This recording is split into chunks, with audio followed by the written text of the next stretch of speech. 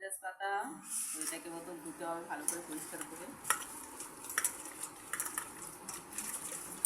তো আমি ভালো করে পরিষ্কার করে ধুয়ে নিচ্ছি। ধোয়ার পরে এটাকে কেটে কেটে ফেলতে হবে যাতে ভালো করে ভেজা যায়। এটাকে একটা একটা করে কাটতে হবে। এটা পুরো একদম ক্যারি পাতার মতো না যেন? না, এটা পিপিলাস পাতা, ক্যারি পাতার মতো না। কেটে কেটে এটাকে ফেললে এটা ভালো ভেজানো হবে। আওয়াজটা হচ্ছে পুরো ক্যারি পাতার মতন বলো।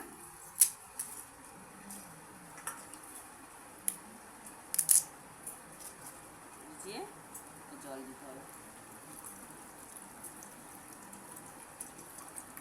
তো এটা ভেজানো থাকবে সারা, তারপর সকালে উঠে আমি তোমাকে শরবত বানিয়ে দেবো, ঠিক আছে?